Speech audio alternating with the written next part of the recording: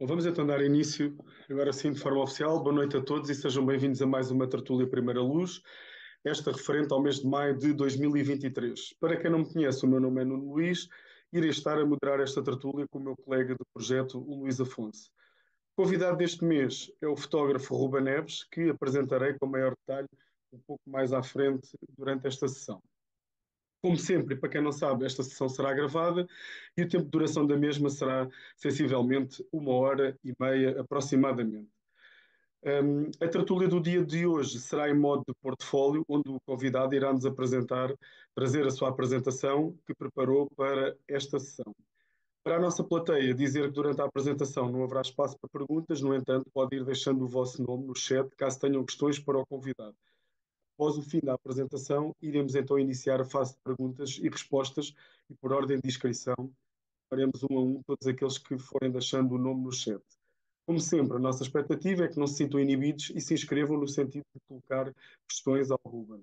Lembrem-se que só com a participação de todos damos um maior dinamismo a esta sessão. Relembrar também que todas as tertúlias realizadas até à data de hoje se encontram online.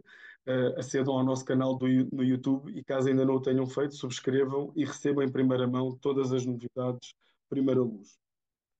Aproveito ainda para indicar que para o mês de junho, para, peço desculpa, para o mês de maio, dia 29, pelas 9h30, teremos como convidado a fotógrafa Sónia Guerreiro, ou seja, será daqui a 15 dias que teremos a Sónia Guerreiro como convidada em mais uma tertúlia Primeira Luz. Então, a hora de apresentar o nosso convidado, o fotógrafo Ruben Neves. O Ruben nasceu em Lisboa em 1979, licenciou-se em jornalismo na Escola Superior de Comunicação Social, onde leciona desde 2003 em várias unidades curriculares ligadas à captação e edição de imagem. Desenvolveu em simultâneo uma atividade freelancer da produção de televisão, no jornalismo e na fotografia, tendo sido o mundo natural a vertente que mais o cativou desde sempre. A fotografia e a natureza encontraram-se quando sentiu a necessidade de registar momentos que considerava de beleza extrema e que poderiam, inicialmente, interessar a quem nunca imaginaria serem possíveis tais registros. Atualmente, sendo a necessidade de conjugar essa beleza com uma vertente conceptual e artística e, no limite, atingir alguma sensibilização na sua produção fotográfica, razão pela qual, nos últimos anos, tem vindo a desenvolver a sua atividade na coordenação de projetos audiovisuais que envolvem a gestão de equipas multidisciplinares e de projetos de investigação em torno da emancipação visual e da cidadania fotográfica, área em que concentrou o seu doutoramento. O gosto pela narrativa visual e por contar histórias acabam, invariavelmente, por ter a fotografia como base e veículo de comunicação na senda de uma literacia e de uma comunhão visual com o mundo natural. Senhoras e senhores, convosco o fotógrafo Ruben Neves. Olá, Ruben, boa noite, Olá, boa bem-vindo. noite. Obrigado. Boa noite a Depois todos. da sessão que tínhamos marcado inicialmente não ter podido acontecer, hoje estamos aqui reunidos para te receber e desejar-te as boas-vindas e mais uma vez em meu nome e equipa Primeira Luz agradecer-te também teres aceito este convite e pronto, a partir de agora e durante sensivelmente os próximos 30, 35 minutos a palavra é tua. Bom, antes de mais, obrigado. Boa noite ao auditório. Um pedido de desculpas prévio. Uma questão de saúde familiar, neste caso, da minha mãe impediu-me de estar aqui convosco há 15 dias. Hoje, pelo menos até agora, acho que ainda não aconteceu nada de grave. Vou já jogar o telefone para ver se a coisa se pode fazer com calma. Bom, eu começava, se calhar, por aquilo que muitas vezes nós não queremos e que temos aqui algumas reservas em fazer. Antes de mais, naturalmente, escusado será dizer que é um gosto enorme estar aqui. Este auditório é absolutamente fantástico. Aliás, já há uns tempos que eu andava a tentar meter uma cunha para aqui vir, mas o Afonso não deixava, estou a brincar. Queria, obviamente, agradecer aqui o vosso convite, a vossa loucura neste convite que me interessaram, a possibilidade de mostrar aqui algumas coisas que, em bom rigor, também nunca mostrei e vamos ver como é que corre. Vocês já me conhecem, sabem que, de certa maneira, eu já estive em vários sítios, já tenho tido várias possibilidades de conversar Aliás, sou professor de profissão, portanto, há mais de 20 anos que o hábito de falar é uma coisa quase diária, mas fazer aqui uma espécie de feedback, digamos assim, de flashback, vá, com mais de 20 anos em 30 minutos é uma coisa desafiante, até porque eu próprio fui posto à prova com a minha história, isto é um desafio imenso e obrigado também por isso, por tentar, em jeito de descristalização arquivística, pelo menos para já, tentar dar aqui a volta a esta situação. Bom, o título desta tertúlia não foi ao acaso, naturalmente, mas também foi relativamente simples de conseguir e relativamente fácil também de lá chegar. Muitas vezes temos dificuldades em dar aqui alguns títulos às coisas. Se calhar a explicação para este título, lado a lado com a fotografia, é feito de uma forma simplisticamente, ou simplesmente recorrendo à sua explicação do texto, que é a presença da fotografia na minha vida há mais de 20 anos, mas não como uma presença circunstancial, é uma presença efetiva nas decisões de vida até, que marcaram o meu percurso pessoal e o meu percurso profissional. Eu ainda há pouco dizia que eu devo muito, quase tudo à fotografia nos últimos 20 anos, e não é só em sentido figurado. Os meus primeiros trabalhos, ainda lá mais para trás, começaram na escola secundária com o Jornal da Escola, depois passaram por algumas participações no ensino superior em várias publicações, e mais recentemente, mas ainda no século passado, quando eu comecei o curso de jornalismo, já tinha, digamos, a imagem do fotojornalismo como uma ideia do que poderia acontecer, ou do que poderia ser uma vertente da minha vida mais profissional. Eu fui à saída, digamos assim, do curso em 2001, comecei a fotografar de uma forma profissionalmente comercial, ou seja, a começar a ganhar dinheiro com colaborações em várias publicações, e a fotografia foi surgindo como uma forma de cobrir alguns eventos mais informativos do que outros, não necessariamente estéticos ou artísticos, mas começou sem dúvida a ser um meio para cobrir alguns acontecimentos. Escrever e fotografar eventos eram fases ou eram situações que me agradavam sem dúvida. A escolha, a decisão, a responsabilidade até para registar e tomar aquele ponto de vista, ou selecionar uma imagem e não outra. Eu venho do tempo em que nós fotografávamos, editávamos, escolhíamos, tínhamos tudo numa só pessoa. Nós estávamos na transição do analógico para o digital. Eu lembro-me perfeitamente de ter sido o primeiro fotógrafo a chegar ao jornal Autosport na altura com uma máquina digital, e foi uma revolução enorme nessa altura. E foi também a altura em que, sorrateiramente, e vocês vão perceber mais daqui a pouco, que eu pedi a máquina emprestada ao meu irmão à sexta-feira à tarde e depois basicamente desaparecia com ela durante o fim de semana. Havia aqui um outro bichinho, que vamos falar um bocadinho na segunda parte, e foi a partir dessa altura que eu comecei a fotografar mais natureza, com um amigo Luís Novo, que hoje em dia está mais virado para os triatlos do que outra coisa, mas lá está. Eu comecei por fazer alguns trabalhos que, muito institucionalmente falando, obrigavam-me a ter algum cuidado com aquilo que eu fazia, obrigavam-me a tecer algumas considerações sobre quem é que estaria à minha frente. Fui tendo, a par e passo, a responsabilidade de representar algumas marcas, de fazer alguns retratos, umas pessoas mais conhecidas, outras menos conhecidas. Fui aqui e ali fazendo algumas experiências com estúdio, com luz mais artificial. Tive também a possibilidade de cobrir alguns concertos, algumas pessoas que eram também lá umas mais famosas, outras menos famosas. E fui também convidado para fazer alguma fotografia de catálogo, digamos assim, catálogo de interior, neste caso de barcos. Isto, para quem não está familiarizado, isto é o interior de um barco de 7 milhões de dólares. Faz pensar, não é? E o mundo ia girando um bocadinho ao torno também do real estate, ou seja, tudo aquilo que tivesse a ver com imagens relacionadas com a fotografia de interiores, prédios, andares, para clientes muito específicos. Futuramente depois fui fazendo também alguns trabalhos nesta área, mas mais para clientes e fotografias já pré-concebidas, que não se podiam sequer mostrar.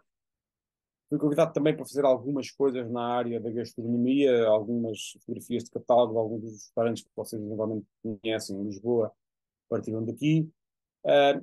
Depois tive também a possibilidade, não no tempo do drone, mas no tempo da fotografia aérea, em que se fotografava a partir de um helicóptero ou de uma avioneta, tive essa possibilidade também de, ao longo da nossa costa portuguesa, podendo fazer algumas coisas com alguma piada.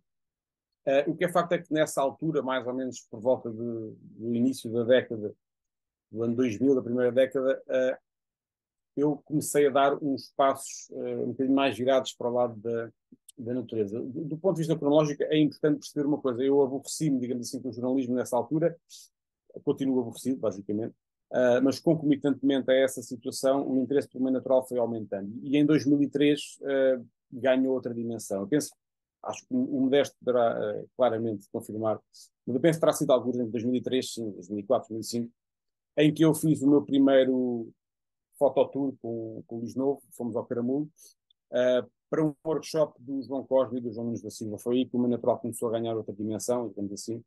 E desde então formou-se ali uma equipa, um conjunto de amigos que nunca mais parou de se fotografar. Foi aí também, aliás, que eu conheci o Modesto, o Frederico, o Palado, o Armindo. E é engraçado perceber que algumas das imagens que eu vou mostrar foram feitas com eles. Esta é muito possivelmente a minha primeira imagem de fotografia de natureza e vida selvagem, tem mais de 20 anos.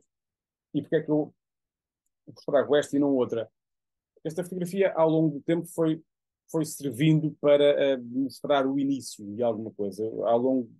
Nós, quando as pessoas sabem que nós fazemos as coisas há uma década, começam a perguntar coisas sobre a última década. 20 anos depois perguntam também qual foi a fotografia que eventualmente mais marcou, ou porque é que marcou, de determinada forma, a nossa carreira ou o nosso percurso. E o que é facto é que isto é uma fotografia das minhas raízes, digamos assim, fotográficas. Eu comecei a fotografar mais a sério na natureza selvagem no Caramulo, e esta Amanita muscaria é, sem dúvida, um reflexo dessa zona, dessa região, e foi, sem dúvida, decisiva. Eu gosto da luz, gosto das cores, gosto das formas, e gosto, sobretudo, da simplicidade. Se calhar, na altura, era uma fotografia que tinha algum impacto do ponto de vista da natureza nua e crua, como ela está aqui, mas, de facto, havia aqui um jogo de luz, um jogo de cores e de formas e de texturas que eu achei que era extremamente interessante e marca, de facto, se há uma fotografia que marca o meu início, é esta, sem dúvida. Esta imagem é possivelmente a minha primeira imagem de abrigo. Este vadilhão foi também no Caramulo, uma imagem que eu fiz ao lado do Francisco Calado. Aqui, a Lagoa de Bertianos, ali para os lados de Pampulima, foi também um dos fototours que eu fiz em 2005 ou 2006, se não me engano.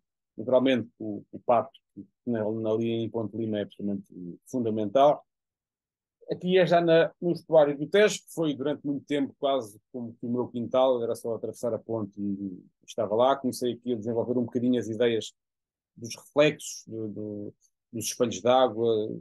Comecei a tentar perceber algum tipo de comportamento que os animais podiam ter em relação à minha presença. Esta fotografia foi feita muito ao início da manhã.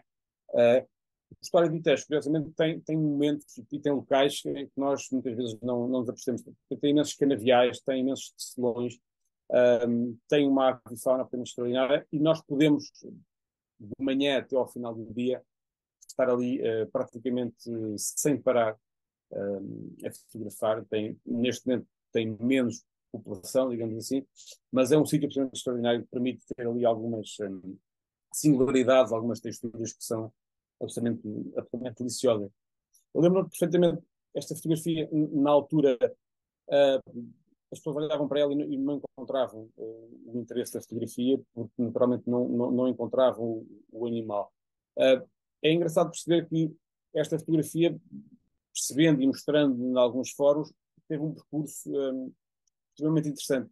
Neste momento, só para terem uma noção, isto é giro para quem gosta de pensar nestas coisas, eu sei que muitos de vocês gostam e pensam nisto. Esta fotografia teve uma avaliação completamente evolutiva do ponto de vista positivo, ou seja, no início, dir-se-ia, tinha muita confusão, tinha um grafismo estranhíssimo, e tenho percebido que esta fotografia tem vindo a ganhar adeptos de uma forma muito particular, com circuitos muito curtos, muito pequenos, porque também eu pouco ou nada mostro aquilo que vou fazendo. O Caramulo, e começávamos agora aqui a dizer algumas coisas sobre algumas áreas ou algumas zonas que foram para mim extremamente importantes e decisivas naquilo que é a minha evolução, no percurso enquanto enquanto fotógrafo de natureza e vida selvagem, o Caramulo sempre foi o ponto de partida. Toda aquela zona montanhosa tem alguns tesouros escondidos. Sem dúvida alguma que uma das vertentes que mais me suscitou interesse foi a macrofotografia. Aliás, o Caramulo permitiu-me, para além de começar a descobrir aqui um mundo novo, que é de facto o mundo da macrofotografia, permitiu-me colmatar aqui algumas falhas do ponto de vista estético e do ponto de vista também visual. Nós, quando se trata de fotografia de natureza e vida selvagem, muitas vezes pensa-se que os fotógrafos vão só à procura ou dos grandes retratos, ou dos climas mais inóspitos, ou da grande paisagem em espaço aberto. E muitas vezes esquecemos que há pequenos elementos, pequenos fatores, que são decisivos para a manutenção da biodiversidade, e isso é absolutamente fundamental. Mas, de facto, a macrofotografia foi começando a ganhar aqui algum espaço, algum terreno em relação àquilo que era a fotografia tipicamente da natureza e da vida selvagem, os Big Five, que nós pensávamos. Eu sempre tive muito gosto e um privilégio grande em poder fotografar em sítios em Portugal. Tinham, às vezes, algumas zonas de difícil acesso, mas fui, ao longo do tempo, percebendo que havia aqui, em Portugal, a possibilidade de, ainda hoje há, encontrar sítios novos, procurar sítios diferentes, ir ao mesmo sítio e fotografá-lo, ver se encontra. Aliás, eu vou mostrar algumas imagens de 4 ou 5 sítios, não mais do que isso, porque de facto foram sítios onde eu fui recorrentemente passeando, e visitando, e interpretando e tentando perceber quais são ou quais eram os hábitos, quais eram os comportamentos dos animais, e tudo isso para mim foi absolutamente determinante. O Caramulo tinha, para além de tudo, em várias alturas do ano, tipologias de avifauna e de flora e de paisagem que em qualquer altura do ano tinham um esplendor absolutamente extraordinário. A Lausanne. A Lausanne é outro sítio, foi um dos sítios que eu, ao longo do tempo, fui procurando desenvolver do ponto de vista estético até. A Lausanne tem uma mística muito especial. Eu confesso que perdi a conta, mais uma vez modesto, de certeza que tem isto tudo direitinho, perdi a conta às vezes que lá fui, e sempre que lá ia descobria algo novo também, não é? Um local mais escondido, ou um local que tinha outra luz, ou a luz manifestava-se de outra forma, uma parte da mata, por exemplo, ganhava aqui outra cara, enfim, um número de situações que faziam com que o motivo da ida se justificasse, obviamente. Nós temos, naturalmente, na Lausanne, os guiados são, na altura da Brama, um atrativo muito grande. Aliás, toda a zona da Serra, digamos assim, tem um atraente gigante, mas a Lausanne foi para mim um ponto de inspiração a vários níveis. E talvez o facto de lá ir várias vezes, esta ideia também, sei que o Luís Afonso defende muito esta ideia, o facto de lá irmos várias vezes ajuda-nos a ir interpretando o local, ajuda-nos a ir procurando algumas técnicas diferentes, ou eventualmente encontrar o mesmo local noutra altura do ano, e que acham que consigamos tirar dali experiências, sentimentos, e brincar um bocadinho com os sentidos, e tentar perceber que muitas vezes as alturas em que algumas pessoas nos dizem que não são as melhores para ir aos locais, muitas vezes acabam por ser aquelas que nós mais gostamos, e cujo resultado final acaba por ser o melhor. O Alentejo, para mim, bom, o Alentejo toca um pouco mais ao coração. É a terra do calado e das suas raízes, e tem vindo a ganhar uma produção grande. Estas duas imagens têm uma história muitíssimo engraçada. Eu fiz aqui uma aposta com um participante aqui desta tertúlia, na altura, para quem não sabe, a Rela Meridional existe em fartura no Alentejo, e nós andamos à procura de uma Rela Meridional, e alguém me disse, olha, se te encontrar as 10, eu pago no almoço, e eu não descansei até encontrar 10. Esta é a única, na prática. Nós tivemos, na altura do Wildlife Moments, estávamos com muita vontade de fazer várias missões por Portugal inteiro, daqui, por ali, cada um ia para ali. Né? A verdade é que cada vez que íamos sair os 4, andávamos os 4 a fotografar a mesma coisa. E, portanto, esta rela poderá ser, sem dúvida, a rela mais fotografada de Portugal inteiro. De Portugal e não só. Porque nós, nessa saída, eu devo contabilizar 1000 e qualquer coisa de fotografias, que não é muito para um fotógrafo de natureza selvagem, e metade são desta rela meridional. Eu até dei o nome, que é a Joana. e nós éramos 4 a fotografar basicamente o mesmo animal, a razão pela qual ela depois no final ficou neste estado, e nós achámos por bem dizer, bom, vamos lá deixar a Joana em paz e em sossego para ver se ela depois nos permite voltar cá. O Alentejo tem também outro tipo de bicharada muito engraçada, tem cores, tem texturas, tem a cegonha branca que tem comportamentos absolutamente extraordinários. A macrofotografia, lá está, em vez de ser encher o boneco, o olho, uma forma diferente de tratar a avifauna é, muitas vezes, jogar com a luz, não é? A luz posterior, que nos realça aqui a forma, pontos de vista mais frontais, aqui exatamente o oposto, né? Com fundos um bocadinho difíceis de perceber, mas dar aqui a ideia de que dentro deste ambiente temos aqui um background que nos ajuda também não só a estar focado no animal e dar aqui alguma cor ao fundo. A parte, obviamente, das flores é no Alentejo, em várias alturas do ano, mas numa em particular, um espólio gigante que nós temos naquela zona. Falando agora um bocadinho do Gerês. O Gerês tem uma fama absolutamente gigante, sobretudo por causa das suas cascatas, mas o Gerês tem uma coisa ainda mais interessante. Neste caso, eu acho que quer as texturas, quer as formas, quer as cores que os Gerês nos permitem observar ao longo do ano, encerram-se muitas vezes naquilo que são as suas próprias formas, quer a geologia, quer a mesma parte cultural do Gerês, obviamente falando aqui na natureza, só o facto de visitar e poder lá estar é por si só uma bênção. Mas o Gerês tem, de facto, umas cascatas maravilhosas, tem a cascata de Pitões das Júnias, aqui à esquerda, tem a cascata do Arado, tem uma cascata que é do Taiti, onde eu ia tendo um desastre que felizmente não tive. Tem a zona do Poço Azul, que andando um bocadinho mais para a esquerda nós conseguimos encontrar aqui zonas muito extraordinárias. Mas o Gerês tem uma luz e um clima que muda a qualquer momento. E tem sítios que são absolutamente mágicos. Mesmo ao lado uns dos outros, outros um bocadinho mais longe, mas tem uma coisa que para mim eu acho que é o mais interessante, e eu vejo isto em alguns locais, mas no Gerês eu vejo isto com mais periodicidade do que noutro sítio qualquer. Ou seja, o Gerês tem uma coisa tem um clima que nos permite, e quem o Mário, por exemplo, sabe isto melhor do que ninguém, tem um clima e um tempo que muda a qualquer momento. E presenciar isso é absolutamente fantástico, sobretudo se conseguimos aproveitar aquilo que a luz tem para nos oferecer.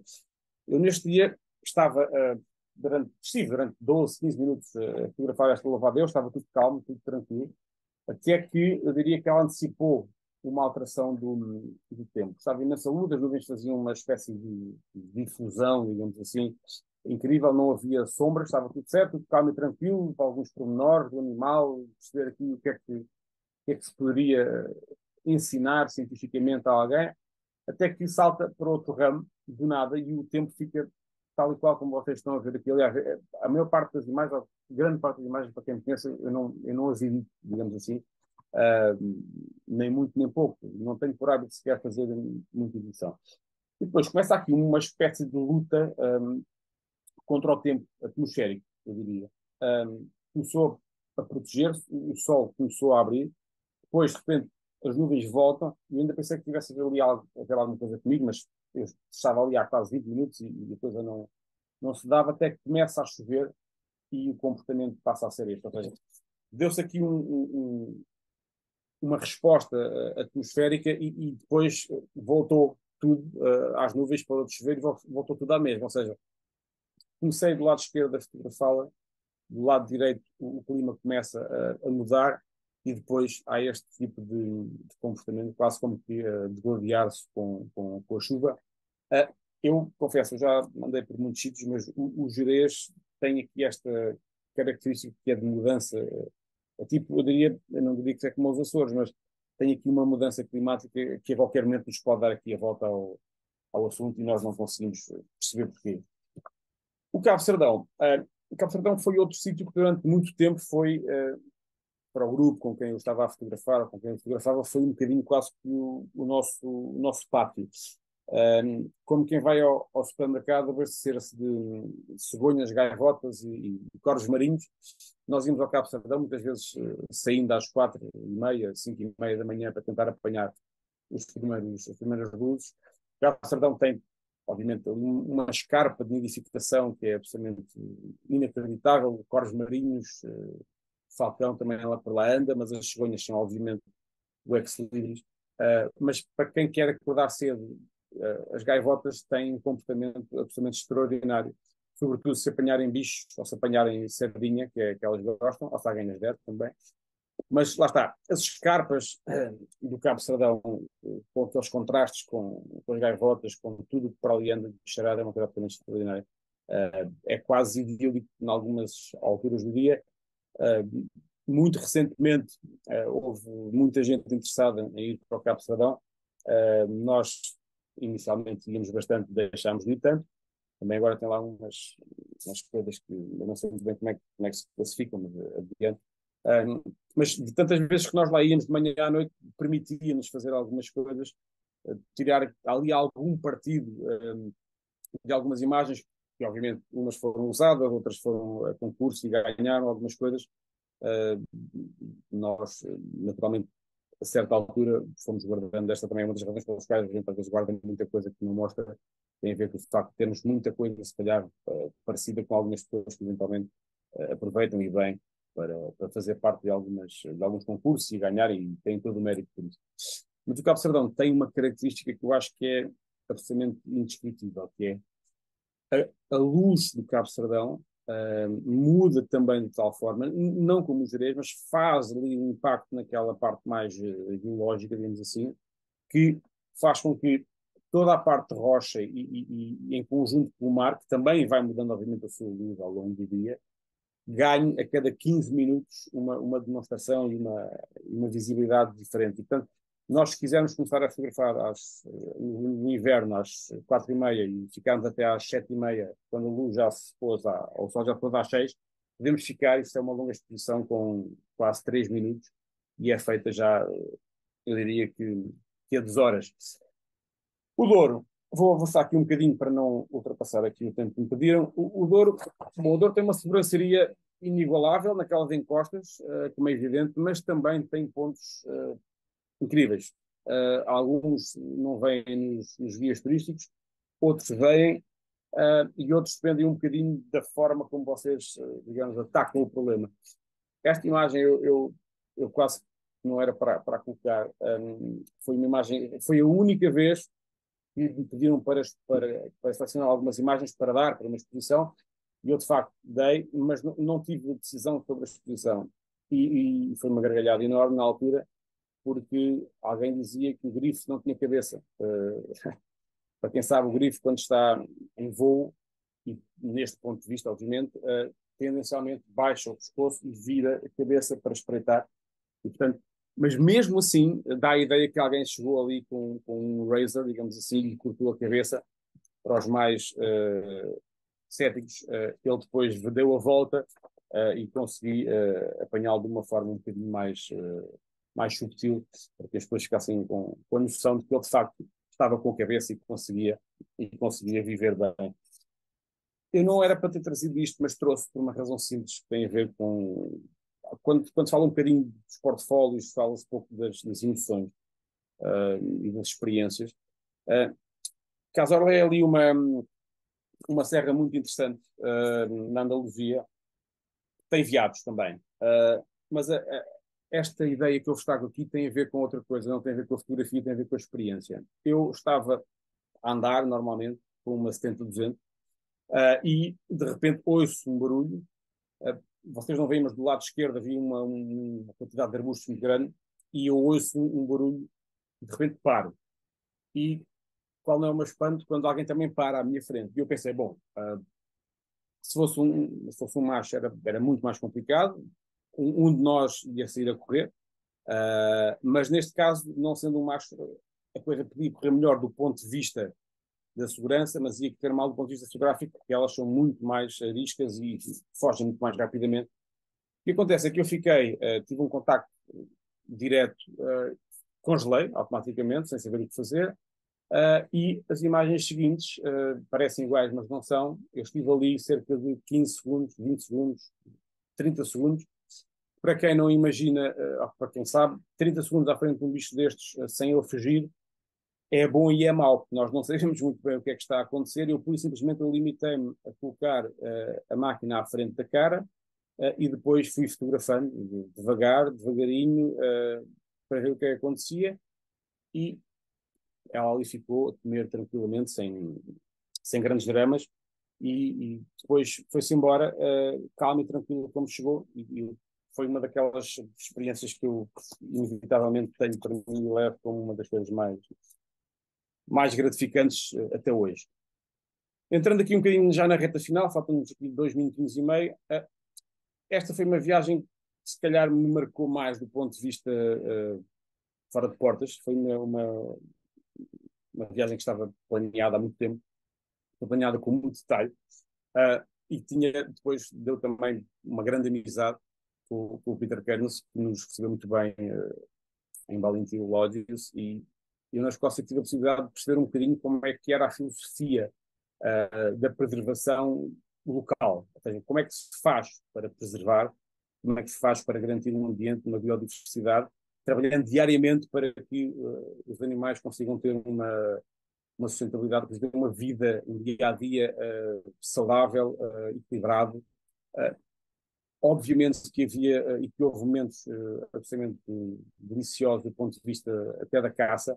Nós não tínhamos a possibilidade, obviamente, de estar próximos dos animais, nem pouco mais ou menos. Aliás, tínhamos super telas e tínhamos abrigos onde tínhamos que estar escondidos, porque se há uma lei que nos impede de fazer alguma coisa, é incentivar ou ter algum tipo de comportamento que possa pôr em risco ou a vida, obviamente, ou até o bem-estar dos animais, mas foi uma experiência e uma viagem que me marcou brutalmente, porque eu consegui ver a vida selvagem pura e dura, sem qualquer interferência, o mais natural possível. Estes esquilos, o esquilo vermelho, que é muito característico, andava calmo e tranquilamente pelas árvores, comia, obviamente, comida que lá era posta, Peter Kearns, para ir perceber a evolução por aí fora, mas era um animal que andava calmo e tranquilo, sem grandes problemas, e que nos permitia estar ali, obviamente camuflados, ultra camuflados, em abrigos, mas que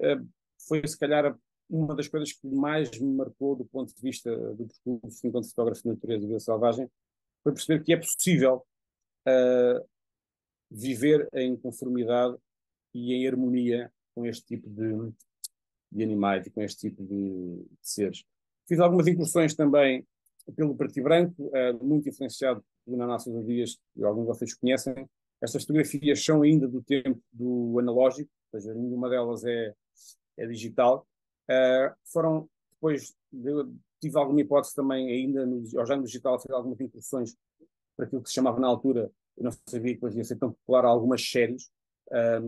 Depois fui marcando como uma das coisas mais desafiantes, porque obrigava-me a fazer alguma parte do tutorial, mas tudo aquilo que eu, ao longo do tempo, fui aprendendo na cor, trouxe também um bocadinho do preto e branco, e depois a saudade às vezes ia batendo, lá ia voltava para o analógico, para o médio formato, e no futuro, não sei, mas o digital também tem essa possibilidade, né? O algoritmo também é diferente, o fecheiro é diferente, os sensores também são muito diferentes, e, portanto, o preto e branco é daquelas coisas, eu termino como se calhar devia ter começado, como eu comecei no preto e branco, portanto, para vos dizer também que isto da fotografia é uma paixão que não tem limites e que não termina, portanto, é cíclica, e a cada vez que nós vamos fazendo aqui uma ou duas incursões no passado, vamos percebendo que, afinal de contas, a fotografia é uma coisa que é muito mais do que a paixão. Muito obrigado. Olá, Ruben. Mais uma vez, obrigado pela tua apresentação. Obrigado também aqui pelo teu tempo. Vou começar aqui a fazer algumas perguntas enquanto a nossa plateia não se inscreve para te questionar. Vou-te começar por uma pergunta. Hoje à tarde trocávamos umas mensagens na qual tu me dizias que estavas contente por estares a fazer este exercício de recolheres, no fundo, aqui várias fases do teu percurso fotográfico. O que é que mais te surpreendeu ao teres que realizar este exercício de reunir aqui diferentes fases do teu trabalho, em diferentes alturas? Foi as fotos em si, foi as recordações das fotos com os momentos. Queres falar um pouco dessa boa surpresa que tu tiveste? Olha, sim, sim, porque tive um misto de sensações absolutamente inqualificável, que eu nunca passou para a cabeça que pudesse vir a ter. Uh, e eu explico porquê. Bom, em primeiro lugar, perceber que ainda falta muito para o meu arquivo estar devidamente organizado, apesar de já estar um bocadinho organizado. Essa foi a primeira evidência, mas assim, uma coisa surreal. Eu há 3 anos apaguei cerca de 30 mil fotografias e fui quase linchado por causa disso. E decidi, eu não vou usar, eu não vou mexer nisto, eu não quero trabalhar mais com estes fecheiros, porque eu acho que isto ou não tem qualidade, ou são coisas que eu acho que não merece a pena pegar mais nisto. E tive a noção clara que fui um bocadinho displicente em achar que não era possível guardar tanta coisa em tão poucos anos. Quando digo tão poucos anos, tem a ver com o seguinte: um fotógrafo de natureza e vida selvagem não tem menos fotografias do que um fotógrafo de natureza só, ou de um fotógrafo de retrato só. Nós temos aqui uma necessidade elementar em relação à natureza e à vida selvagem em particular, que é nós temos que disparar com muita frequência e com muita velocidade. E, portanto, uma sessão imagina, de cegonhas no Cabo Sardão pode trazer 2.000, 3.000 fotografias para casa. Tu podes até não aproveitar muitas, ou não aproveitar nenhuma. Mas a questão é, dessas fotografias todas, tu tens obviamente que as organizar e que as selecionar. E eu fiquei com a clara sensação de que isto era um exercício completamente alucinado, totalmente esquizofrénico. Tentar colocar um bocadinho de 20 anos em 30 minutos é quase impossível. Ficaram, assim, eu estive a fazer aqui umas contas de cabeça, ficaram quase 10 ou mais sítios para mostrar, ficaram experiências para mostrar, ficaram dúvidas também para partilhar convosco para mostrar, mas realmente, pronto, era 30 minutos. Em relação às memórias, isso foi a coisa que não consegui ainda ultrapassar, porque obviamente, como alguns de vocês sabem, houve aqui um processo na minha vida em que eu tive a necessidade de quase dar um novo significado à fotografia, de natureza e de selvagem. A morte do Francisco Calado foi muito pesada. E, portanto, havia aqui um processo, uma necessidade de ressignificação. Eu já vinha a tentar não fotografar tudo o que mexia. Ou seja, ter uma veia projetual que me ajudasse a criar um motivo e a sustentar ou a estruturar um projeto fotográfico, coisa que me levou a fotografar menos, cada vez menos, mas com mais ambição e propósito. E quando eu estava nesse processo, foi quando o Calado faleceu, o que me levou a repensar mesmo muito, muito, muito, muito, muito, e a fotografar muito menos ainda. Portanto, houve aqui um abanão estrutural na minha forma também de estar e de pensar a fotografia. E em relação a essas memórias, foi bom, mas foi pesado. Mas felizmente tenho amigos e muitos deles estão aqui, que me dizem: epá, quando quiseres sair e fotografar, telefone, é só marcar.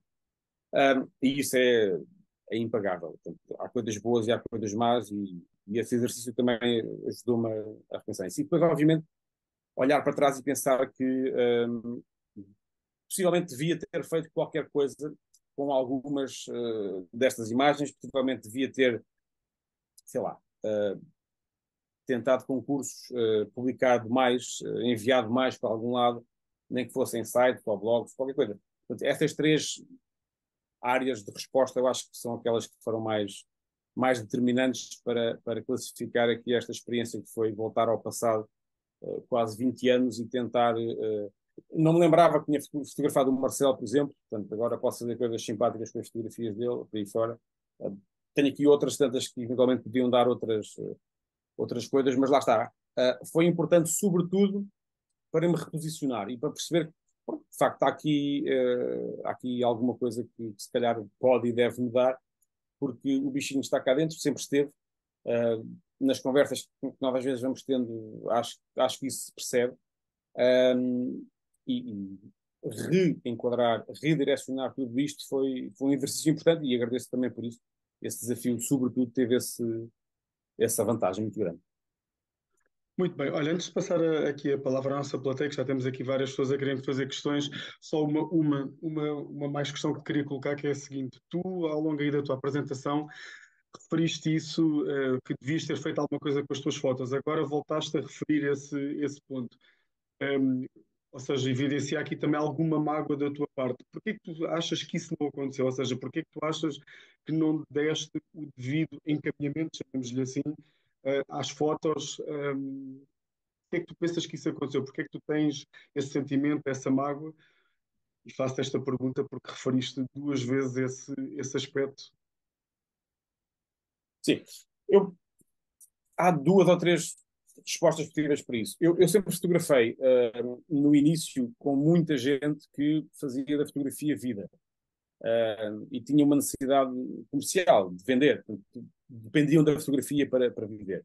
Eu nunca dependi, felizmente. Apesar da fotografia, paulatinamente, me ter dado uma profissão, amizades que são incalculáveis, locais, experiências, tudo.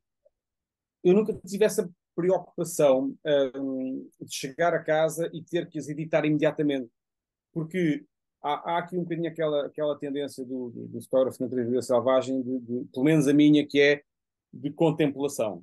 E, portanto, eu só fazia uma coisa quando chegava a casa, que era descarregava os cartões todos para garantir que, pronto, se houvesse algum problema, eles estavam guardados. Mas posso dizer-te que, não vou dizer isto de uma forma muito, muito evidente, se calhar, mas há fotografia, eu vi fotografias durante da preparação para esta apresentação que, honestamente, eu já não me lembrava que este tinha feito. E locais onde eu estive, mas já não tinha a noção que havia ou aquele animal, ou aquela planta, ou aquele ambiente, ou aquela situação, ou aquela luz. Que é que isso aconteceu? Olha, nós íamos tendo blogs, íamos fazendo aqui e ali, e eu nunca tive essa veia de publicar uma coisa só porque sim, no sentido de eu quero que toda a gente veja o meu trabalho. Não, nunca tive. Aliás, eu quando começo a falar de eu fotografo para mim e fotografo para os outros, eu tenho sempre um mixed feeling em relação a isso. Eu, de facto, mostrava, mas para quem estava comigo nesses locais. E nós brincávamos muito uns com os outros: olha, está desfocada, essa fotografia não tem luz, ou essa luz não presta, olha para isto tudo tremido, quer dizer, brincava-se muito. E, de facto, há um grupo, há um núcleo de amigos, e a maior parte está aqui presente, com quem nós gracejávamos e até por mail mandávamos uns aos outros. Agora, eu não tenho uma razão para te dizer porque é que eu nunca publiquei ou porque é que nunca mostrei. Eu publiquei muita coisa antes da natureza e da vida selvagem, a verdade é essa, e também fiz algumas exposições, umas 10, antes deste boom, digamos assim, da natureza e da vida selvagem em Portugal. Eu não tenho uma razão, não há uma justificação. Eu ia ficando muito contente com a divulgação de muitos trabalhos de alguns colegas meus, ia vendo o João Cosme, o Luís Quinto, o Nunes da Silva, o Nuno Sá, todos eles ganhavam prémios e isso era interessante. Uh, Se calhar alguma lentidão na edição das imagens, se calhar pegava nelas e depois ia vê-las passado uma semana, duas, um mês, para tentar ter ali algum distanciamento, se valia a pena, se não valia a pena. Houve um ano, ou vá, um ano e meio, dois, em que nós andávamos ali muito na brincadeira sobre, bom, então fotografias para o livro há, e então a bitola era, ou as fotografias servem para o livro, para um livro, que nunca existiu, né? Ou então não se publica nada. E, portanto, fui acumulando uma série de registros, uma série de imagens que, ao fim e ao cabo, se calhar, olha, a partir de hoje vão começar a ver luz do dia. Não sei, pode ser que esta tertúlia espoleta aqui um restinho para alimentar aqui um fogo qualquer. Não sei, mas não tenho uma resposta direta para isso. Tenho muito gosto em algum material que tenho, mas lá está, também não vou recorrendo a ele para ficar aqui a olhar para ele, ouvir música durante meia hora. Não faço isso. Tenho, de facto, muita coisa, de facto, acho que tenho que organizar e, se calhar, dar-lhe aqui outro rumo, isso é verdade. Obrigado, Ruben. Eu havia mais perguntas para te fazer, mas agora vou dar também a palavra a outras pessoas, está bem? Olá, Gonçalo, boa noite, bem-vindo. Peço-te que ligues o teu micro e faças a tua questão ao Ruben, por favor. Vai começar. Olá, boa noite. Olá, Ruben, um abraço. Não sei se me estás a ouvir. Muito bem, Gonçalo, obrigado. Um abraço para ti também. Tá? Tudo? Tudo. Fotos que tens por aí. Pá, mas Desculpa, só não sei se queria sou fazer só uma eu, mas pergunta. não sei se sou só eu, mas Por eu acaso, estou a ouvir aos sininhos. é porque eu estou com a net muito baixa, que eu não estou em Ah, casa. ok, já te ouço, desculpa, já te ouço. Eu tive que ir para o norte. Eh, ok.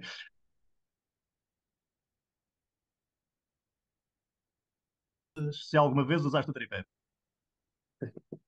Eu já sabia. Bom, já, claro que sim. Alô? Muitas vezes. Alô? Estás-me a ouvir, Gonçalo? Estás-me a ouvir? A ligação do Gonçalo Estou. não está boa. Pronto. Então é Sim, assim, sim. como qualquer Não, fotógrafo. está muito fraco. Pronto. Vou tentar responder para ver se consegues perceber e ouvir. Ah, como qualquer fotógrafo de natureza e vida selvagem que se preze, muitas vezes não tens tempo para usar o tripé. Não, isto é uma piada que o Gonçalo está a fazer, porque eu gosto de ter muita mobilidade quando estou no campo. E à exceção da paisagem, e eventualmente abrigo, eu não sou muito adepto de utilizar o tripé, porque nem na macro. Gosto muito de interagir de uma forma muito natural e muito dinâmica com o meu meio ambiente. E o tripé muitas vezes bloqueia-me esse movimento e a não ser numa ou outra forma de fotografia, de facto não uso o tripé. Estou agora a ver aqui a tua imagem. Se nas fotografias todas usei tripé, não. Mas, maioritariamente, eu não diria em todas não usei, mas se calhar, sim, de repente, se calhar o quê? 80, 95% não usei tripé. Não usei, de facto. Mas como já sabias, também não tem mal, não é? Ok, muito bem. Obrigado, Gonçalo, pela tua participação. Ok, obrigado. Até já. Obrigado, Gonçalo. Um Eh, abraço. Um Olá, abraço. Ju, boa noite. Peço que atives o teu micro e faças a tua questão ou as tuas questões ao Ruben, por favor. Olha, antes de mais, Ruben, eu queria dizer-lhe que gostei muito. E quando não tiver companhia para fotografar, se me quiser levar a mim, uma velhota de 75 anos, olha, estou pronta. Vamos, com muito gosto. Muito gosto. É que o Nuno Luís e o Luís Afonso nunca me levaram para esses sítios, sabe? E eu Eu gostei sei, muito. mas sabe, é que lá está, é que a parte comercial e a parte filosófica da estou a brincar, não, eles são É, não é? Pois, olha, claramente então não houve oportunidade, mas quando eles a quando, levarem eu vou contigo, está bem? quando puder, ralho com eles. Ralho com Porque eles certeza. a mim Eu não me ralho ligam muitas vezes nenhuma, não me têm comigo. respeito nenhum. E agora, fiquei com uma curiosidade que é assim. Aliás, duas curiosidades agora depois desta pergunta do tripé. Uma delas é, quando diz que não edita as suas fotos, queria perguntar-lhe como é que fotografa, em RAW ou JPEG? Eu fotografo sempre em RAW. Eu, quando digo não edito as fotografias no sentido pejorativo do termo, eu não demoro mais do que, sei lá, um Pronto, já minuto. percebi. Ou É seja, muito rápido. não faço. Isto tem uma explicação. Ou melhor, eu acho que isto tem uma explicação que é a seguinte: a minha formação é em jornalismo. Uhum. E eu, apesar de ter um respeito enorme por aquilo que é toda a componente artística da imagem, e tenho, aliás, gosto imenso de a fazer, e estão aqui pessoas que o fazem magistralmente, eu, eu chego a não usar uma fotografia para não ter que lhe tirar alguma coisa. É uma questão própria, pessoal minha. Eu não retiro um galho de uma árvore, não retiro uma pessoa, nem pensar, quer dizer, se houver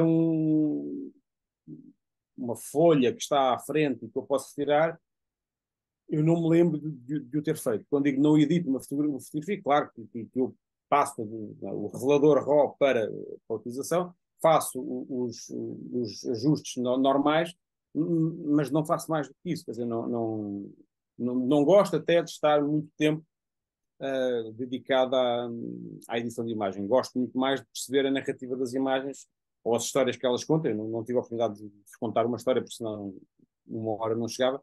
Mas as fotografias avulso, nem pensar. Nas narrativas, eventualmente, o mais que eu posso fazer é dar-lhes uma tonalidade mais específica em função daquilo que é o objetivo, mas nunca adulterando a mensagem, nem pouco mais ou menos. Então, se não usa tripé, habitualmente usa ISOs muito altos. É isso? Não, Então, eu não fotografo acima de 800, 2000 ISO, no máximo, dos máximos. Eventualmente, com uma máquina fotográfica full frame, possivelmente fotografo com ISOs mais elevados. Mas eu tenho uma crop, um sensor de CMOS 1.6 da Canon, que a partir dos 800 não tem o desempenho visual que eu quero. Ou seja, o sensor, para mim, a nível de qualidade, de profundidade de cor, de tratamento, a máquina também já é muito antiga, mas não tem a mesma resposta que tem em ISOs baixos. Ou seja, entre os 100 e os 800 eu consigo ficar contente e satisfeito com o resultado. Acima dos 800 já começo a ter ali alguma dificuldade em gerir, mas pronto, até aos 2000 em full frame vou à vontade, mais do que isso nunca faço. O que eu uso mesmo, e isso uso quase sempre, é a vontade imensa de estar a fotografar na altura do dia em que eu acho que vai ser melhor. É muito comum levantar-me muito cedo ou ficar até muito tarde a fotografar. Nós até brincávamos muito, dizíamos que a melhor profissão do mundo é fotógrafo. Acordamos cedo, depois almoçamos e dormimos. Depois voltamos a acordar para fotografar ao final do dia, quando a luz é boa outra vez. Claro que isto é um exagero. Claro que podemos fazer fotografias em qualquer altura do dia. Aliás, o Partido Branco, por exemplo, em luz direta, à 1h30 da tarde, faz sombras super acentuadas e tudo pode ser fotografado em várias alturas do dia. Agora, aquela lógica de tentar encontrar a melhor luz também para tirar partido da situação e dos comportamentos dos animais, porque muitos animais não estão ativos durante o dia ou escondem-se à nossa proximidade ou fogem, não é? Ou nós já estamos dentro de um abrigo ou camuflados às 5h30, 6 da manhã, para quando eles acordam ou passam por nós não terem medo e não fugirem, nós também não interferimos no seu dia-a-dia, ou então a mesma coisa ao final do dia, eventualmente quando os veados sobem ou descem em encosta, para nós não interferimos. Portanto, é por isso que eu não uso ISOs elevados, porque também não preciso. muito obrigada. Obrigado. Obrigado, Ju, pela tua participação. Passo então a palavra agora perdão, ao Eduardo Ribeiro. Olá, Eduardo, boa noite, bem-vindo. Peço que ative o seu micro para colocar a sua questão ao Ruben, por favor.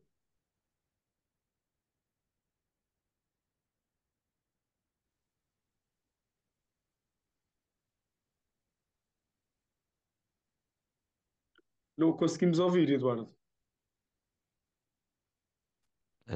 Oi, olá, peço desculpa.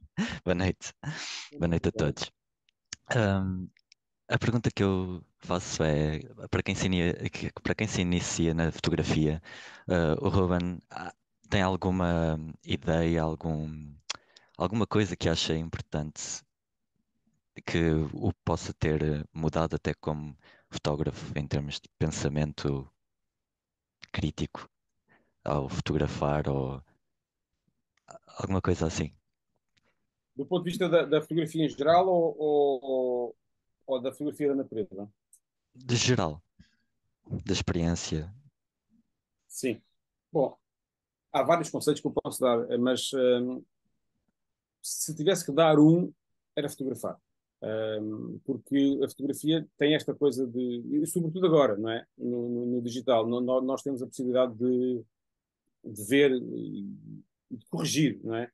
Agora com as máquinas que usamos, não máquinas, obviamente, não de filme, mas de digital e mirrorless, portanto, há sistemas que nos permitem tirar quase logo o resultado final daquilo que nós estamos a fazer, vendo. E a partir desse momento é ir tentando perceber o que é que se vai fazer para que aquilo que nós queremos que aconteça, de facto aconteça ou que vá melhorando, não é? O critério da significação é muito importante. Dar significado às coisas, até do ponto de vista técnico e estético, parece-me cada vez mais importante. Ou seja, ter noção do que pretendemos até mostrar ao nosso público, né, com a fotografia. Eu tive e tenho a noção da sustentabilidade e essa preocupação, estive envolvido em vários processos de conservação, de associações, e eu sei que não é fácil esse comprometimento. Acho que o primeiro comprometimento é com nós próprios, ou seja, ir fotografar, dar o corpo às balas e perceber que, se queremos atingir um determinado objetivo, temos que ver muita fotografia, boa, de preferência, mas ver muita coisa, não é? E não chegarmos ao cúmulo, por exemplo, da discussão se a banana na parede é arte ou não é arte. Ou seja, eu não digo que seja preciso toda uma lógica processual ou projetual para chegar a um objetivo. Mas sem fotografar, nós podemos estar a teorizar, a filosofar sobre fotografia, mas o resultado final é sempre mais interessante do que a filosofia. E a filosofia sobre a fotografia, ou a discussão sobre a fotografia, torna-se mais interessante ainda quando nós filosofamos ou teorizamos sobre coisas que fizemos. E aí então torna-se uma coisa excelente. Mas como conselho é mesmo fotografar, experimentar, voltar a fazer e perceber que só assim é que nós vamos eventualmente chegar ao ponto de dizer, ok, está aqui algum que pode ser mostrado, lá está, ou discutido com alguém, porque nós podemos ter o melhor equipamento do mundo, podemos ter os melhores computadores, os melhores tudo, mas se não conseguirmos efetivamente ter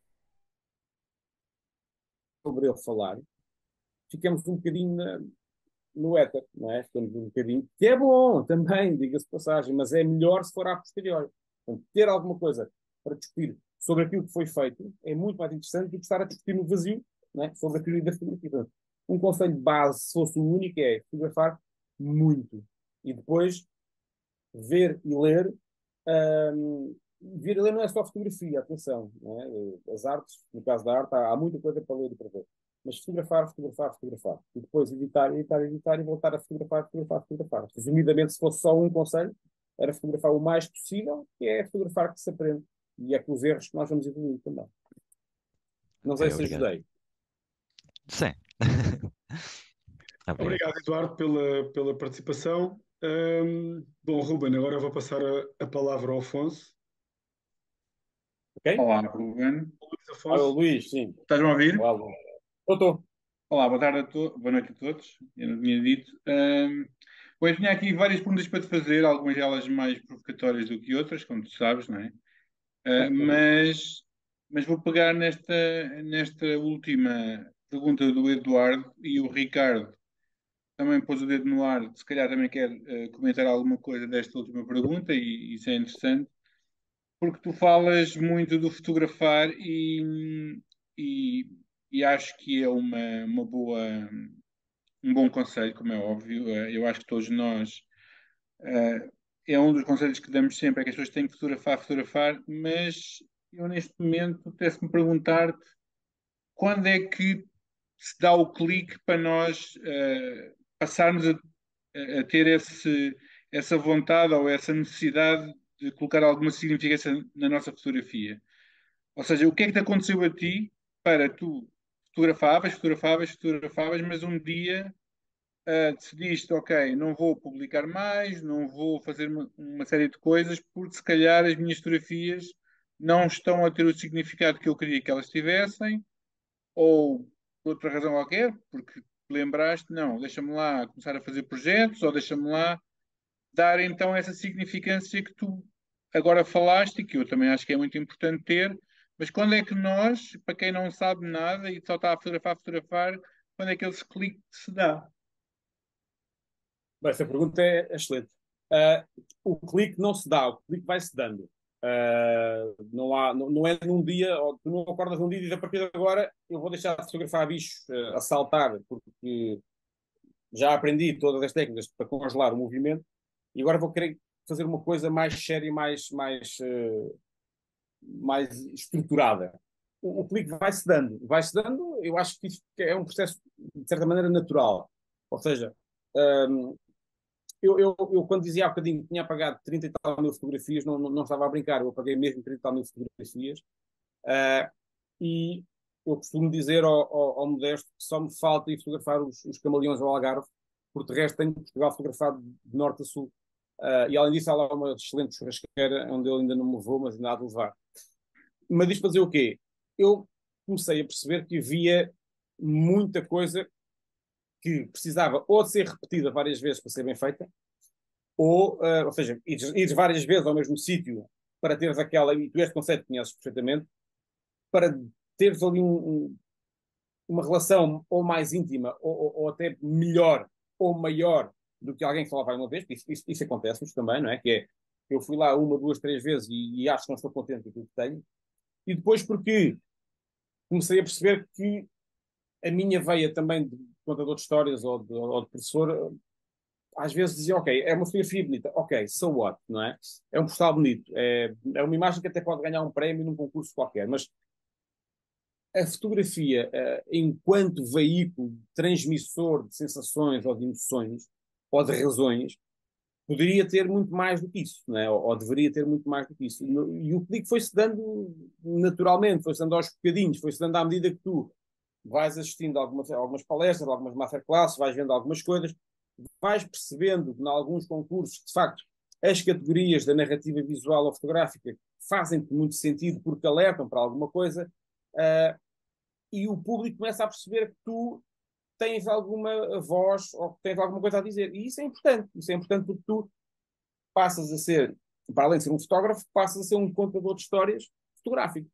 Eu acho que isso é um dos expoentes máximos para qualquer storyteller ou para qualquer pessoa que vê na fotografia, como eu vejo, a possibilidade de dar mais qualquer coisa para além de uma imagem bonita. Ou seja, empoderar a fotografia através de, eventualmente, e isso foi por acaso a minha área de estudo agora muito recente, uma cidadania fotográfica ou visual que ajuda a fazer alguma coisa. Ou seja, fotografia com algum sentido, com algum significado. E esse significado muitas vezes não passa por uma só imagem. Ou seja, uma narrativa de 7 ou 12 imagens, em estilo de reportagem ou até de ensaio, penso que passa muito mais. E à medida que tu vais consumindo fotografia nesses moldes, que não é um modo individualizado de uma só imagem, começas a perceber que, pronto, é muito engraçado ter fotografias, mas se calhar faz mais sentido, ou tu próprio sentes a necessidade de dar um passo.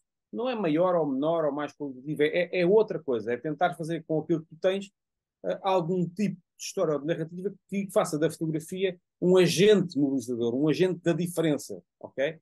E isso é importantíssimo. E eu muito recentemente, quando estudei um bocadinho mais a fundo os usos e as práticas sociais da fotografia, percebi que, epá, estava na hora. Eu não quero com isto, obviamente, justificar a cada vez menos militância fotográfica, mas também tem muito a ver com isso. Ou seja, se me disserem, bora fotografar amanhã para o guincho, tudo bem, claro que sim. Mas se me disseres 3 vezes, em 3 fins de semana seguidos, vamos fotografar para o guincho, eu se calhar a terceira pergunta, ok, mas para quê? O que é que queres lá fazer? E porquê? Qual é o objetivo, não é? Já que vamos lá, então talvez fosse interessante ir à Cresmina perguntar se é fazendo alguma coisa para enaltecer o café ou o espaço ou alguma sensibilização a nível natural, percebes? Tem a ver um bocadinho com isso. O clique foi-se dando.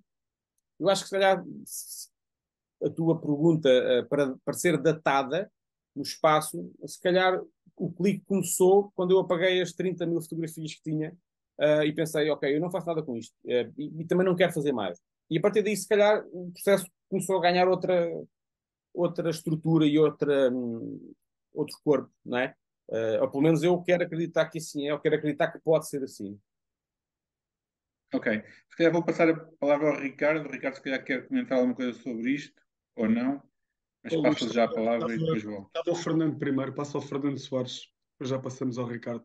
Não, o Fernando não era uma pergunta.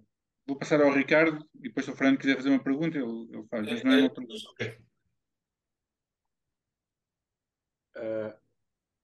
Então Ricardo. sou eu ou o Fernando? Não percebi eu? Não, força, Ricardo. Sim. Força. Ok.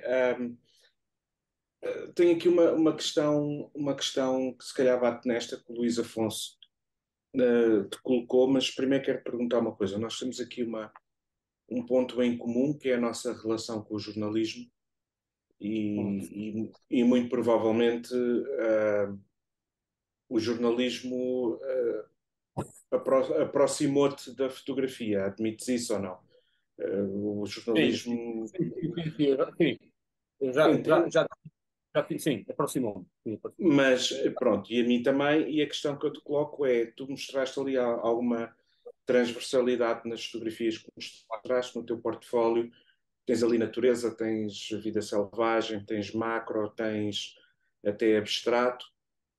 Pergunto-te se o jornalismo não te terá puxado a dada altura ou se não te puxa de vez em quando para uma vontade de fazer fotografia informativa, documental, fotografia de rua, fotografia de captação de histórias de rua.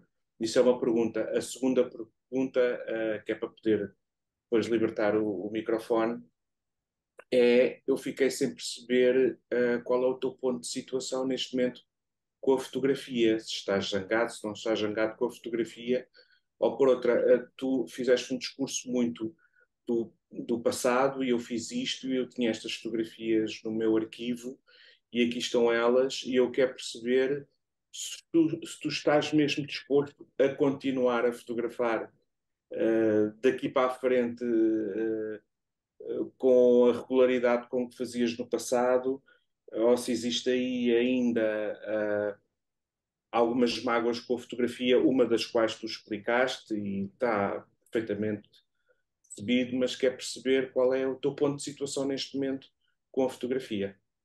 São estas duas questões. E liberto o micro. Ok. Luís, quanto tempo é que nós temos?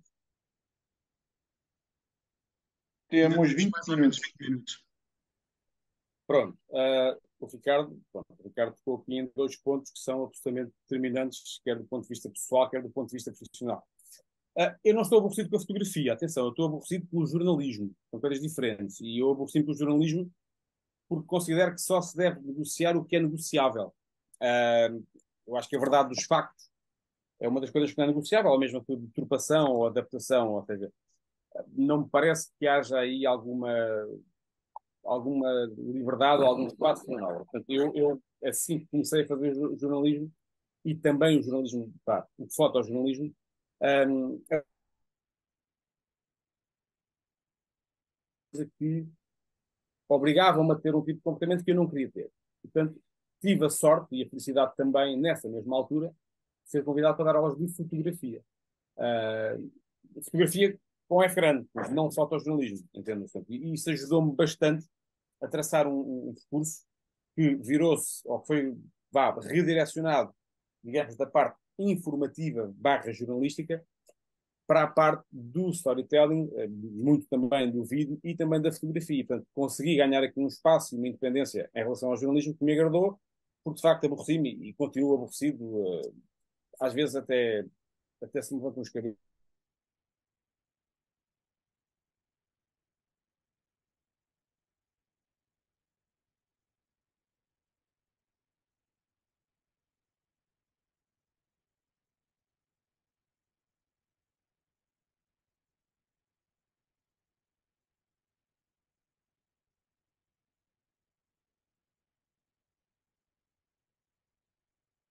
Certas razões e deu-me alunos absolutamente fantásticos e um ciclo vicioso que se autoalimentou da própria fotografia. A fotografia deu-me uma vida, na prática. Eu devo a minha vida quase toda ela, os últimos 25 anos, à fotografia.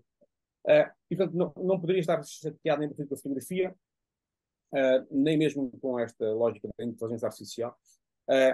E não estou não, de todo a pensar desistir ou deixar de a nível da dinâmica daquilo que tu perguntas, começando pela última pergunta, não devo conseguir voltar ao ritmo que tinha, mas também não é grave, porque o ritmo que eu tinha era o tal ritmo de fotografar tudo o que mexia. E se eu for ver o meu portfólio dos últimos 20 anos, eu se calhar consigo fazer 30 reportagens, não mais do que isso. E é muito pouco. Portanto, na prática é uma reportagem ou duas por ano. Portanto, em rigor, neste momento, o meu estágio não é esse. Eu preciso sair, se calhar, menos vezes e produzir mais do ponto de vista da narrativa, da história propriamente dita. E sim, a fotografia de rua, eu vou entender essa tua primeira pergunta com um tom ligeiramente provocatório.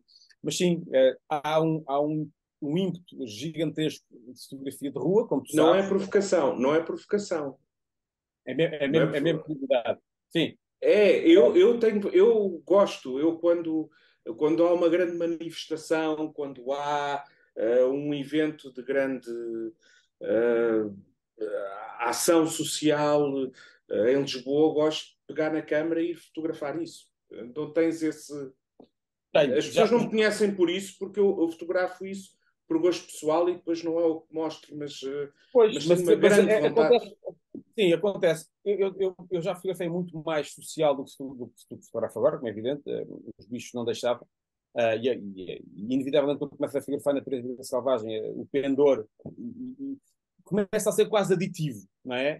Tu queres fazer uma coisa para estar em comunhão com a natureza. Isto é um bocado estranho de explicar, mas quando tu começas a fotografar na natureza selvagem, parece que tu te esqueces de tudo e mais alguma coisa.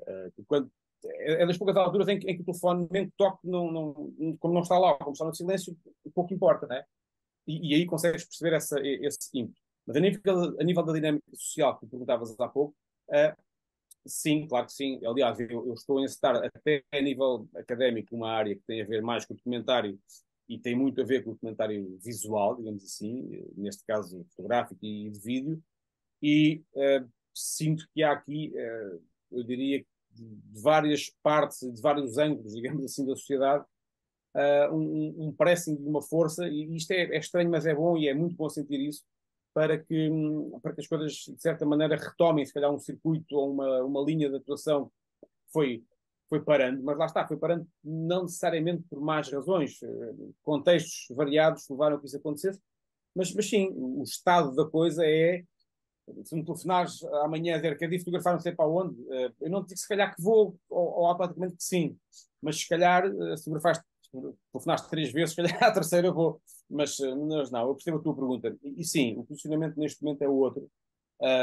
Também libertei-me uma tarefa grande, como alguns de vocês sabem, foi terminar um doutoramento em pandemia, em regime de pandemia, depois houve também algumas alterações pessoais, mas isso lá está. Quando se quer, faz, e penso que sim, eu penso que até preciso de o fazer para ter aqui alguma estabilidade emocional do ponto de vista visual.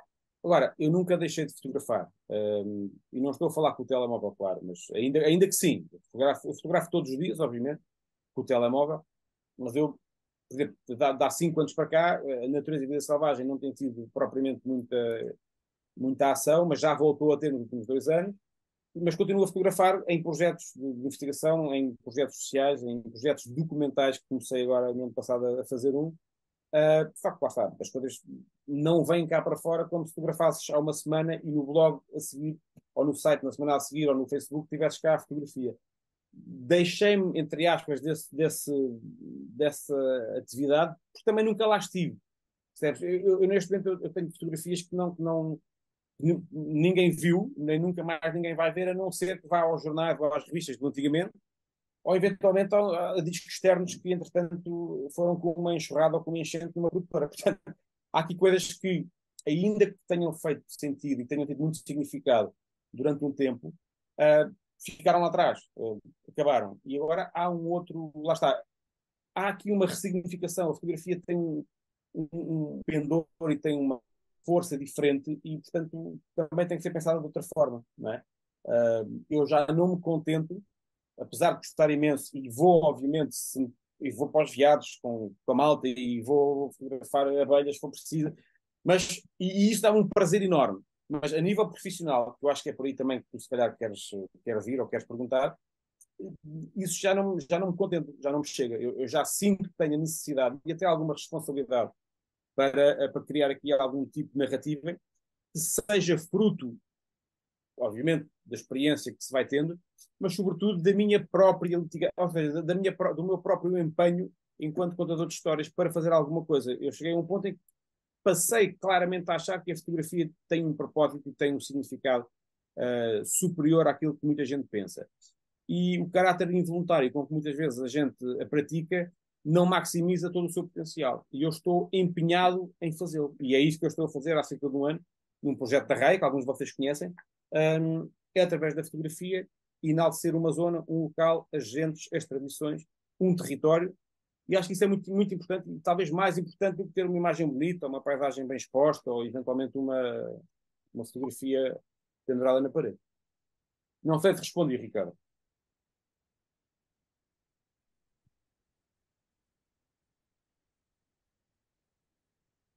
Pronto, sendo assim, Ricardo, obrigado pela tua participação. Vamos passar então a palavra ao Fernando Soares. Olá, Fernando. Olá, viva, boa Boa noite. noite, bem-vindo. Eu era mais uma curiosidade do que uma pergunta.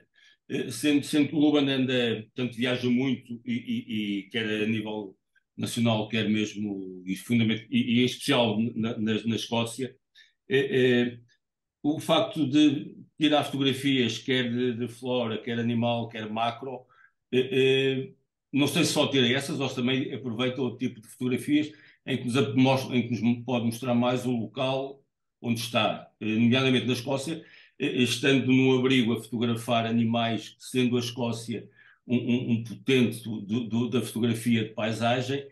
A minha pergunta era só se ele também aproveitou o facto de estar na Escócia para fotografar paisagem ou se dedica só, portanto, e faz só a fotografia de flora e animal e macro.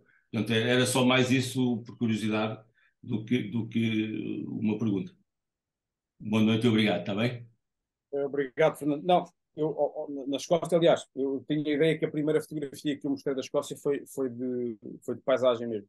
Mas, claro que sim, claro que é quase uma questão de pressão, não é? Há aqui grandes fotógrafos de paisagem, não ia, obviamente, cometer essa gafe. Não, estou a brincar. Claro que sim, claro que fotografo paisagem, adoro fotografar paisagem, da micro à macro paisagem, como costumo dizer, ou seja, elementos da paisagem. A Lausanne tem sítios fantásticos, os Jerez também, toda a zona do Alentejo, o Norte, ou seja, Portugal tem sítios absolutamente deslumbrantes do ponto de vista paisagístico para fotografar. Aliás, eu tive num projeto chamado Museu da Paisagem, que alguns de vocês conhecem, e as fotografias que lá estão no arquivo, grande parte das fotografias de paisagem foram feitas quer por mim, quer pelo João Abreu e pela Joana Gregório, que alguns de vocês conhecem, e tenho um gosto enorme pela paisagem. Aliás, eu comecei no médio formato por causa da paisagem, e tive 2, 3, 4, 5 anos só a fotografar em analógico, médio formato, em concomitância com o digital, porque adorava e adoro paisagem também a partir branco, e gosto bastante. Portanto, a questão da fauna e da flora tem a ver mais um bocadinho com o local específico por onde nós fomos, que é o maior parque natural do Reino Unido, que é Kingussy, que é Cairngorm, perdão, e que tinha ali uma oferta, digamos assim, de fauna, ou de avifauna, que era quase impensável não aproveitar. E até essa é a razão por qual eu escolhi algumas daquelas imagens, e uma ou outra espécie são, obviamente, emblemáticas da zona, e foi por isso que eu optei por mostrar mais essa lógica fotográfica do que outra. Mas a Escócia tem, aliás, nós quando íamos no avião para a Escócia, lembro-me perfeitamente de olhar para baixo. Nós fomos em 2010. Na altura foi o maior nevão, ou tinha sido o maior nevão dos últimos 12 ou 15 anos na Escócia. E nós estávamos a sobrevoar as terras altas e olhámos para baixo e eu pensei assim, bom, se isto correr mal, também, olha, nem a alma se aproveita, porque realmente o manto branco era de tal maneira que a paisagem da Escócia começou logo a manifestar-se à chegada. E realmente, sim, a paisagem escocesa é absolutamente fantástica e com neve, lá está, nós não estamos muito habituados, temos às vezes aquela tendência para endeusar as terras altas ou o norte da Europa, porque de facto não vemos neve, mas o que é facto é que chegar com um manto e subir às altas montanhas da Escócia para fotografar a petármiga ou a capercaillie ou alguma espécie que só existe em alta montanha, obriga-nos a registar ali 2 ou 3 horas de paisagem e todos os dias o podíamos fazer. Mas foi essa a única razão para eu não ter mostrado mais, foi ter havido ali a possibilidade de fotografar algumas espécies que só existem na Escócia, naquelas alturas, e o esquilo vermelho, que era uma fixação que nós tínhamos na altura, e a razão pela qual também aproveitámos e fotografaámos o esquilo vermelho com muita sorte à mistura, mas também a sorte também acompanha às vezes o registro fotográfico. Obrigado, Fernando, pela participação. Vou passar então a palavra Quer dizer, aqui o nome está Paula Net, eu creio que não será este Mas não é Paula, não é Paula. o nome. Não sei como é que eu Olá, boa noite. apareceu nesta conta, mas pronto, é da minha. É Carlos Neves. Olá, boa noite a todos. Bem-vindo. O Ramiro também é Neves, não é? Também temos aqui outros Jorge Neves, temos aqui 3 Neves representados. Parabéns pela apresentação e foi muito interessante conhecer esta tua vertente da fotografia, porque, sou sincero, eu conhecia-te de ver em Vozela, não é? A apresentar o certame, mas em termos de fotografia não conhecia sinceramente. E Por foi isso é que eu muito não interessante. ganhava prémio, que era por causa disso. Pois, quem participou não Não podia podias. candidatar. Exatamente. Pronto. E a minha pergunta tem um bocado a ver com o que eu chamo o caos fotográfico, que é um bocado o que acontece comigo. Ou seja, eu também tenho milhares de fotografias e às vezes tenho a vontade de apagar algumas que acho que nunca vi ou que acho que não há o interesse de perder grande tempo com aquelas fotografias. E já aconteceu isso, eu já apaguei, não 30 mil como tu disseste que apagaste, mas houve uma situação em que apaguei uma pasta para que eu sempre tiro fotografias, coloco a data desse dia e ponho aquelas fotografias e, portanto, é assim que eu faço a minha divisão. E houve um dia que eu tinha fotografias que estavam extremamente tremidas. Era uma prova de BTT e estavam todas tremidas e eu não gostei e apaguei. Passado um tempo, realmente comecei a pensar no que eu tinha feito. E disse, eu não devia ter feito aquilo. Por acaso, como eu faço várias cópias, naturalmente acabei por encontrar essas fotografias e hoje são fotografias que eu guardo religiosamente porque gosto do que lá está. Ou seja, aquele impulso que às vezes temos de limpar, às vezes pode-nos causar ali algum arrependimento. Não sei se tivesse esse arrependimento já sobre as 30 mil fotografias que tu apagaste. Mas é um bocado perguntar, eu acho que isso acontece, se calhar, com muita gente. Que é, temos muitas fotografias que realmente tiramos naquele momento e se calhar nunca mais na vida as vamos ver, ficam ali guardadas. O que é que nós devemos fazer para não ter sempre aquela sensação que um dia eu tenho que alterar este mindset e mexer nas fotografias, tratar as fotografias? Nós não temos tempo às vezes para fazer isso, não é? O que é que podemos fazer? É reduzir o número de fotografias que tiramos, como parece que estás a tentar fazer. O que é que nós devemos fazer? Qual é a tua opinião? E saber se isto é muito transversal com toda a gente, se é a tua opinião também. Não, eu acho que não é transversal, porque por exemplo, eu com o número de telefone eu não apago nenhum contacto do meu telefone. Nunca apaguei. E com as fotografias, aliás, estão aqui 2 ou 3 pessoas que me chamaram todos os nomes e mais alguns, porque me disseram que um dia vais-te arrepender profundamente. Agora estás a achar que... É fácil saber quem são. Sim, há aqui algumas claramente... O Luís é de certeza um deles. Não sei, a relação fotográfica... Eu não sou um deles, eu já apaguei mais de 30 mil. Olha, Muito mais de 30 mil. Mas eu não estou, repara, eu não estou a falar das fotografias que eu... Vamos lá ver, eu não estou a falar das fotografias que eu apago depois de ver algumas. Eu estou a falar... Bem, se formos a fazer conta das fotografias que nós já apagamos, mas atenção, não é um bom indicador um fotógrafo de natureza e vida selvagem falar sobre isto. Porquê? Porque enquanto se calhar um fotógrafo de paisagem, tipicamente, que é de natureza também, mas se o Luís Afonso for fotografar 2, 3 horas ao final do dia, pode fazer 30, 40, 50, 100 fotografias, não é? E depois se calhar chega à casa e escolhe. Né? E algumas apaga, outras manda fora, outras não opta por escolher ou por editar, mas deixa lá. E se calhar fica com 10, 20, 30, não sei. Eu, se for fazer um final de tarde no História do Tejo, se apanhar 2 ou 3 espécies diferentes, eu faço 2.000 fotografias. Portanto, logicamente que eu vou apagar muitas. Para além dessas muitas que eu vou apagando à medida, ou fui apagando ao longo dos anos, houve um dia que me deu assim uma pela venta e disse, eu não quero mais trabalhar com isto, eu acho que isto não vai servir para nada, e de facto apaguei em massa 30 mil fotografias, mais coisa, menos coisa. E aí eu acho que o problema depende também da experiência de cada um. Mas o conselho para isto não acontecer é sermos disciplinados. Eu propunha que mais tarde ou mais cedo falasse aqui com o Modesto Viegas, que ele em 30 minutos diz-vos rapidamente como é que vocês fazem para não sofrer isto. Eu tinha um princípio, que é sempre que chego passar as fotografias para 2 locais, fica tudo guardado. A questão é quando é que eu lá volto. Se há um ano, imaginem que tu fotografas muito, e fotografas 1, 2, 3 vezes por mês, avidamente, e ao final do mês tens 5, 6 mil fotografias, ao final desse ano tens 70 mil fotografias. Se tu não és disciplinado, pelo menos todos os anos, ao final de 10 anos tens 700 mil fotografias. Ao final de 20 anos tens 1.500.000 fotografias. Portanto, claro que isto não funciona desta forma, mas à proporção, o truque, digamos assim, ou a solução será a disciplina, não é?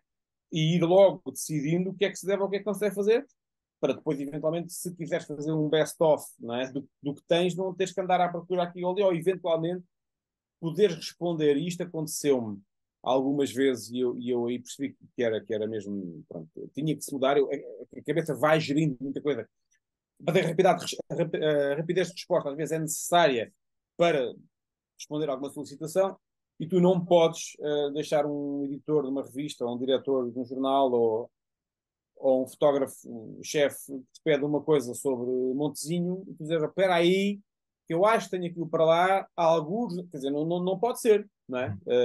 Agora, como eu também nunca tive essa necessidade, lá está, eu como nunca fotografei por necessidade, também nunca tive esse estigma de, epá, eu vou ter que fazer porque senão não tenho o que comer. Ao mesmo tempo também te digo, foi essa possibilidade de não ter que fotografar por obrigação, epá, que me permitiu se calhar estar lá longo em sítios ou vir para casa e não ter que pegar imediatamente as imagens a seguir para as editar e para as entregar ou para as mostrar. Mas acho que em resposta direta à tua pergunta, não acho que se deve pagar assim à maluca, porque podemos de facto arrepender-nos disso, não é? Eu não tenho esse arrependimento, mas ainda não o tive, porque eu estou mesmo, creio mesmo que este meu posicionamento é o correto para esta fase. Não digo que não me venha a arrepender, mas até agora não me arrependi disso mesmo, porque é de facto um corte com algumas coisas que eu disse, pá, eu não usei durante 15 anos, não vou usar agora. Claro que não apaguei aquelas que eventualmente se calhar achava que podiam ser úteis e elas ainda aqui estão. Agora, se tu achares que não deves apagar, não apagues e tenta ser o mais disciplinado possível. É a única forma que tu tens de garantir que o teu trabalho, epá, é reconhecido ou então é valorizado, é tu poderes de facto submetê-lo à avaliação de alguém. Isto é inevitável. Eu não dou a minha receita como sendo a melhor, porque para muita gente não é. Eu tenho fotografias no meu disco externo, epá, só eu é que vi, não é? E são milhares delas de variedíssimas áreas, zonas de Portugal, do estrangeiro, e são imensas. Mas eu não tenho agora essa necessidade de as ir mostrar. Se tu quiseres não estar neste estado, tens que ser disciplinado e tens que, eu diria, a cada vez que saias, ou 2, 3 vezes, tem que haver um momento-chave, tornar a coisa um bocadinho mais profissional no sentido da dinâmica, não é? Organizar, catalogar e preparar para exportação. Entras num caos fotográfico, é que não é que percas a vontade, é que depois tu pensas, quando é que eu vou começar para acabar? E mais uma vez eu te digo, há aqui pessoas que podem, obviamente, aconselhar de pegar uma pasta de cada vez, depois aquilo vai começando a entrar nos eixos e de repente tu ganhas aqui um gosto pela coisa, não descansas enquanto não tiveres o portfólio todo pronto. Mas atenção, se o caos fotográfico for mesmo caótico, eu aconselhava-te a ter uma estratégia a médio prazo, porque não dá para fazer isto num mês, é completamente impensável. Não dá para fazer criar objetivos.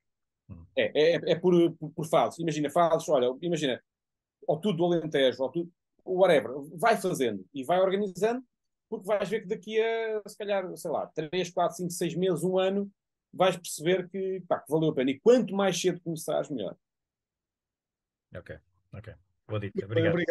Obrigado, Carlos, pela tua participação.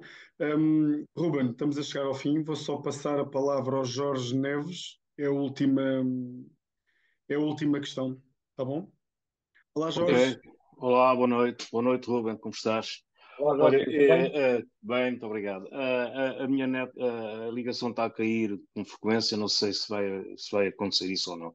Olha, Ruben, é o seguinte, eu, claro, não vou ter a validade de dizer que é uma provocação, mas vou ser genuíno daquilo que eu, enfim, eu não foi a primeira vez que vi o teu trabalho, o que apresentaste aqui, não vi. Portanto, eu fiquei com a sensação do seguinte, que realmente tu procuras um tipo de fotografia que estás no lugar certo, à hora certa, com a luz certa, quando a natureza veste de gala. e tiras a fotografia e aquilo fica e é absolutamente válido, é interessante, é bonito, é lindo. Eu costumo dizer, mas aqui nestas situações, será que, pelas fotografias que eu vi, e a pergunta, quando você é se não tens o outro lado também, que eu já te vou dizer qual é. E, de facto, posso dizer, bom, nós nestas situações procuramos tudo isto, somos talvez um bocado fotocopiadores da natureza. Tens o lado subjetivo, tens o lado mais artístico, tens um lado também nos teus trabalhos em que pões a imaginação a funcionar, o tal lado artístico, que eu, não, sinceramente, com exceção de um ICM que eu vi, não vi assim muito mais. Portanto, era realmente, provavelmente tens esse lado também. Eu ali, não sei, eu não tenho muita experiência nisto a fundo há pouco tempo, mas por aquilo que vi a primeira vez fiquei um bocado com essa sensação. É realmente esperar que a gala da natureza esteja na perfeição, vamos tirar, e é interessante, e é válido, não está em questão. Eu estava-te a pôr a questão do outro lado, digamos, mais criativo, mais subjetivo, tudo isso. Também tens esse lado, que eu sinceramente não consegui ver muito bem, não consegui. Ok, era isto, Ruben. Obrigado. Obrigado pela tua pergunta. Sim, é super legítimo porque não foi praticamente passado aqui na apresentação. Mas sim, aliás, é engraçado perguntar isso. A minha primeira colaboração com a Perspectiva, com a revista que o Luís Afonso edita, é precisamente um ensaio sobre a subjetividade fotográfica. Porquê? Porque eu tentei ir ao encontro de uma coisa que se calhar ninguém conhecia meu, para tentar perceber qual era a reação ou eventualmente qual era a resposta que poderia ter e eventualmente ganhar um bocadinho de pulso às coisas. Mas sim, tenho e se calhar demais até para quem tem o outro contraponto, que é, efetivamente, houve durante muitos anos essa preocupação minha, que é a natureza de gala, assim, que era a luz certa, no momento certo, a hora certa, porque a contemplação natural e o exacerbamento visual natural era uma coisa que me fascinava e continua a fascinar. Mas claro que sim, aliás, eu cada vez que saio, posso dizer que há aqui uma tag ou uma etiqueta que se chama Arrastos, que ocupa milhares de fotografias. Há outra que tem criatividade fotográfica, que também tem largas centenas. Outra que tem experiências, que tem 3.500 fotografias. Outra etiqueta que tem possibilidades artísticas, que é um estágio que eu estou a tentar perceber se é fotografia ou não é fotografia. Sim, agora, não é... Lá está, se há alguma abordagem fotográfica estética que eu de facto não mostro, é essa.